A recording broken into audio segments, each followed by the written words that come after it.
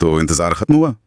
SSC CGL 2025 का notification आ गया है और ये आप जानते ही हैं ग्रेजुएट्स के लिए देश की सबसे बड़ी सरकारी नौकरियों में से एक है। हाँ बिल्कुल, और मजे की बात यह है कि शुरुआती तौर पर ही 14,500 से ज्यादा वैकेंसी बताई गई हैं और जैसा होता है अक्सर ये बढ़ जाती हैं फाइनल स्टेज तक, तो काफी अच्छी शुरुआत है। तो चलिए फिर आज इसी नोटिफिकेशन की गहराई में उतरते हैं।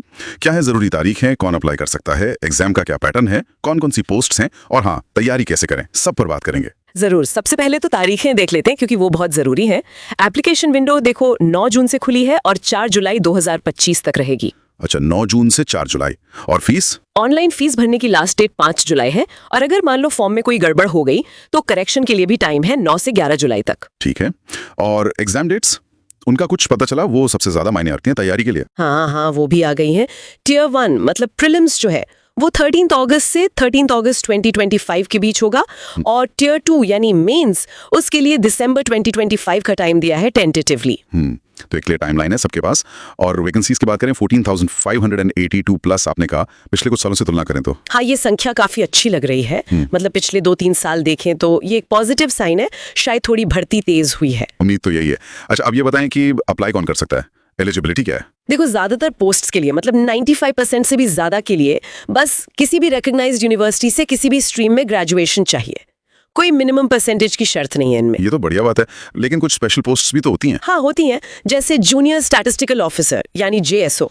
उसके लिए या तो 12वीं में मैथ्स में 60% मार्क्स हो या फिर डिग्री लेवल पर स्टैटिस्टिक्स एक सब्जेक्ट रहा हो। अच्छा, और जैसे असिस्टेंट ऑडिट ऑफिसर एओ, उसके लिए सीए, सीएस, एमबीए जैसी क्वालिफिकेशंस डिजायरेबल हैं। मतलब जरूरी नहीं पर हो तो अच्छा है।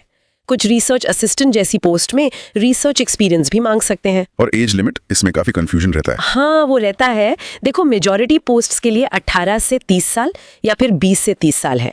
कुछ ग्रुप सी पोस्ट है उनके लिए 18 से 27 साल और हाँ कुछ गिनी चुनी पोस्ट्स में 32 साल तक भी अप्लाई कर सकते हैं। और उम्र कैलकुलेट कब से होगी? 1 अगस्त 2025 से। फिलहाल नोटिफिकेशन में तो 1 अगस्त 2025 ही लिखा है, हालांकि कुछ लोग डिमांड कर रहे हैं कि 1 जनवरी 2025 हो। देखते हैं क्या होता है। और कैटेगरी वाइज रिलैक्सेशन तो है ही, ओबीसी 3 साल, एससी एसटी 5 साल, वो सब लागू है। और एक और बड़ी चीज, ओटीआर, वन टाइम रजिस्ट्रेशन। हाँ बिल्कुल, अब एसएससी के सभी एग्जाम्स के लिए ओटीआर मैंडेटरी हो गया है। तो एक बार रजिस्ट्रेशन ध्यान से करना है और जो मोबाइल नंबर, ईमेल आईडी दी है वो एक्टिव रखनी है। सारा कम्युनिकेशन उसी पर आएगा, ये बहुत जरूरी है। सही कहा। चलिए अब एग्जाम के पैटर्न पर आते हैं। क्या स्कीम है इस बार, कोई बड़ा फेरबदल? नहीं, पैटर्न मोर और लेस वैसा ही है जैसा पिछली बार था। टियर 1 जो है वो क्वालिफाइंग नेचर का है, मतलब फाइनल मेरिट में इसके नंबर नहीं जुड़ेंगे। अच्छा, सिर्फ क्वालिफाइंग? हाँ, इसमें वही 4 सेक्शन है, रीजनिंग, जनरल अवेयरनेस, क्वांट्स यानी मैथ्स और इंग्लिश कॉम्प्रहेंशन। हर सेक्शन से 25 सवाल 2-2 नंबर के, तो कुल 100 सवाल 200 नंबर। बस पास करना है कट ऑफ। तो फिर असली खेल टियर 2 का है ना, जहाँ से मेरिट बनेगी। उसका क्या स्ट्रक्चर है? बिल्कुल सही कहा आपने, मेरिट टियर 2 से ही बननी है। इसमें पेपर 1 है जो सभी पोस्ट के लिए कंपलसरी है। सभी के लिए? हाँ सभी के लिए। पेपर 1 में 3 सेक्शन है। सेक्शन 1 में मैथ्स के 30 सवाल और रीजनिंग के 30 सवाल, टोटल 60 सवाल, 180 नंबर। इसके लिए 1 घंटा मिलेगा। ठीक है, मैथ्स और रीजनिंग। हाँ, फिर सेक्शन 2, इसमें इंग्लिश के 45 सवाल और जनरल अवेयरनेस के 25 सवाल। ये हुए 70 सवाल, 210 नंबर। इसके लिए भी 1 घंटा। ओके, और कंप्यूटर और टाइपिंग का क्या सीन है? हाँ, वो भी पेपर 1 का ही हिस्सा है। सेक्शन 3 में पहले कंप्यूटर नॉलेज टेस्ट, 20 सवाल 60 नंबर के। ये सिर्फ क्वालिफाइंग है, मेरिट में नहीं जुड़ेंगे। इसके लिए 15 मिनट। और फिर तुरंत बाद डेटा एंट्री स्पीड टेस्ट यानी DEST, वो भी क्वालिफाइंग है, उसके लिए भी 15 मिनट। अच्छा, तो कंप्यूटर और DEST सिर्फ क्वालिफाई करने हैं, तो मेन मेरिट सेक्शन 1 और 2 से बनेगी। एग्जैक्टली, सेक्शन 1 के 180 और सेक्शन 2 के 210, यानी कुल 390 नंबर्स से फाइनल मेरिट लिस्ट बनेगी ज्यादातर पोस्ट के लिए। और वो जेएसओ और एएओ वाले? हाँ, उनके लिए अलग से पेपर भी है। जेएसओ वालों को पेपर 2 देना होगा, स्टैटिस्टिक्स का, 100 सवाल 200 नंबर। अब आते हैं सबसे आकर्षक चीज पर, नौकरियां। कौन कौन सी टॉप पोस्ट्स भरी जाएंगी इस बार? इसमें देखो बहुत सारी प्रतिष्ठित पोस्ट्स हैं, ग्रुप बी और ग्रुप सी की, अलग अलग मंत्रालयों और डिपार्टमेंट्स में। जैसे असिस्टेंट सेक्शन ऑफिसर यानी ASO, ये CSS, विदेश मंत्रालय, MEA, IB, रेलवेज वगैरह में लगते हैं। हाँ, ASO की काफी डिमांड रहती है। बिल्कुल। फिर है inspectors, income tax inspector, central excise inspector, preventive officer, customs, examiner. Powerful post है ये। असिस्टेंट इन्फोर्समेंट ऑफिसर यानी ईडी में सब इंस्पेक्टर की पोस्ट हैं, CBI, NIA, narcotics control bureau में। और इनके अलावा ऑडिटर्स हैं, अकाउंटेंट्स हैं, upper division clerk, UDC, tax assistants हैं। मतलब काफी वैरायटी है। सैलरी का भी कुछ अंदाजा दे सकती हैं, खासकर जो टॉप पोस्ट्स हैं? और कोई नई पोस्ट भी जुड़ी है क्या इस बार? हाँ, सैलरी की बात करें तो जो पे लेवल 7 वाले पोस्ट्स हैं जैसे इंस्पेक्टर्स या एएसओ, उनमें शुरुआत में मेट्रो सिटीज में करीब 70,000 से 90,000 के बीच ग्रॉस सैलरी बन जाती है। हाँ। और लेवल 4 वाली पोस्ट्स जैसे टैक्स असिस्टेंट, उनमें करीब 50,000 के आसपास। और नई पोस्ट? हाँ, इस बार एक नई पोस्ट शामिल की गई है, ऑफिस सुपरिंटेंडेंट। ये पे लेवल 6 की पोस्ट है। उम्मीद है कि इसमें ठीक ठाक वैकेंसीज आ सकती हैं। और एक बात सुनने में आई है कि एनआईए में जो सब इंस्पेक्टर लगते हैं उनका प्रमोशन आजकल काफी तेज चल रहा है। अच्छा, ये तो इंटरेस्टिंग है।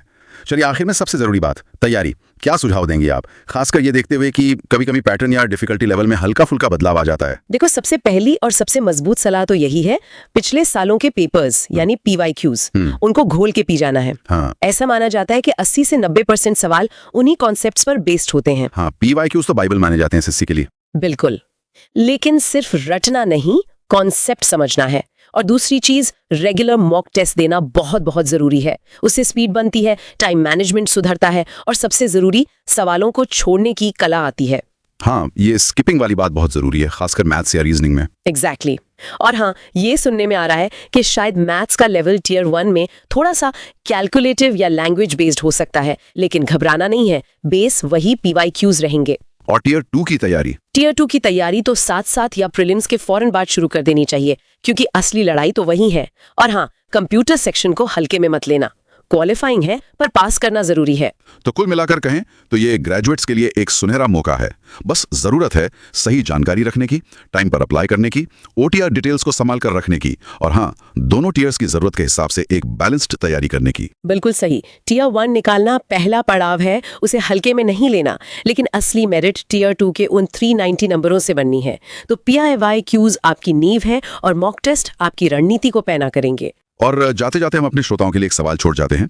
जिस तरह एग्जाम का पैटर्न इवॉल्व हो रहा है और डिफिकल्टी लेवल में बदलाव आ सकते हैं, ऐसे में एक कैंडिडेट अपनी तैयारी में पुरानी मजबूत नींव यानी पीवाईक्यूज और नए अनएक्सपेक्टेड सवालों का सामना करने की क्षमता के बीच सही बैलेंस कैसे बना सकता है, सोचिएगा जरूर।